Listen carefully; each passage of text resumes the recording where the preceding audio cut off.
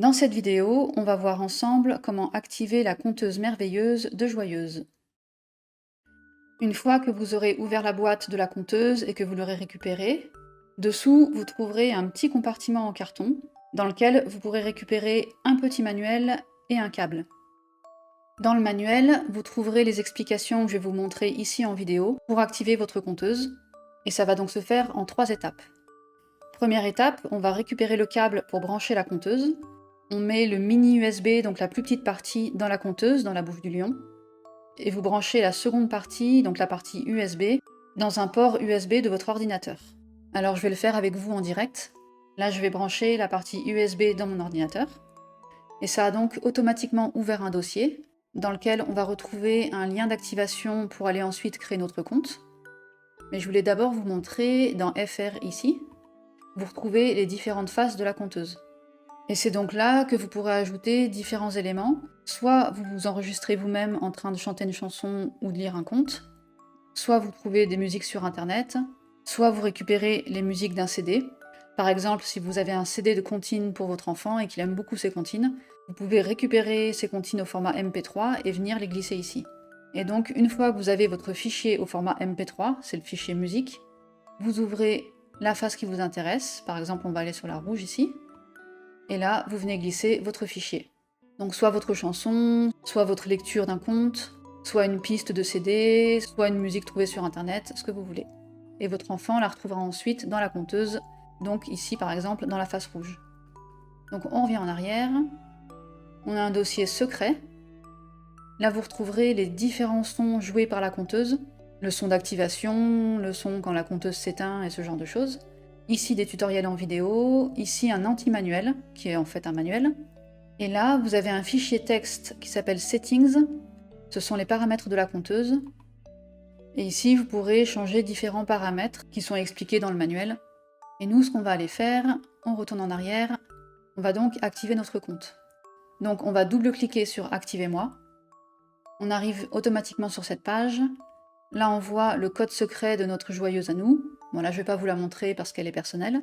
Et on nous dit que l'activation nous permet de profiter de la garantie du fabricant et de différentes options intéressantes, comme l'enregistrement d'histoires, l'accès à des centaines d'autres histoires à télécharger, et même à un convertisseur de CD MP3.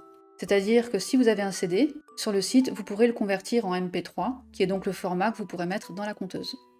Donc là, ce qu'on fait, c'est qu'on descend.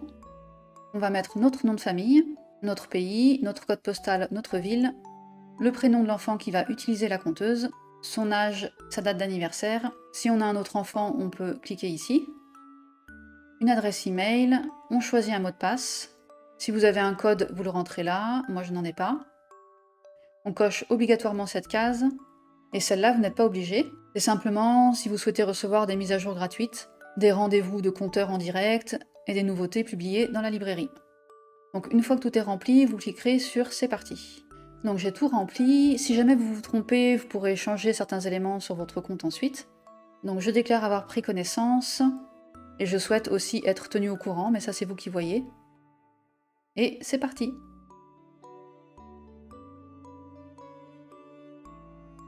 Là on nous accueille en nous disant que notre conteuse est bien activée. On peut aller voir comment elle fonctionne ici. Sinon, on enlève ça. Et là on a différentes options. On peut télécharger nos histoires, les enregistrer nous-mêmes, importer des MP3 d'un CD comme je vous le disais.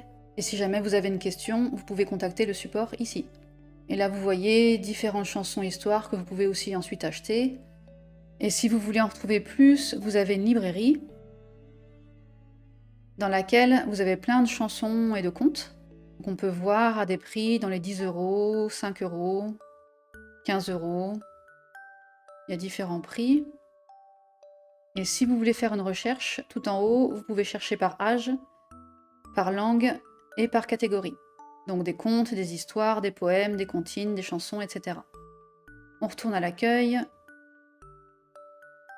Et on continue. Dessous, on voit les secrets de la conteuse. Donc là, ce sont toutes les vidéos tutoriels pour vous expliquer comment elle fonctionne. Et voilà. Et donc en haut, vous avez la librairie pour télécharger nos histoires, j'imagine. Le studio pour ça. La moulinette, j'imagine que c'est pour récupérer les musiques des CD. Et donc la FAQ, la foire aux questions. Vous pouvez aller voir les questions déjà posées par les autres parents, et ensuite, si vous ne trouvez pas votre réponse, je suppose que vous pouvez contacter le support, et une boîte à idées. Et donc ici, vous retrouvez votre compte, vous cliquez dessus, vous retrouvez toutes vos informations personnelles, avec vos achats si jamais vous en faites, etc. Et donc voilà, l'activation est très simple, elle se fait en quelques clics.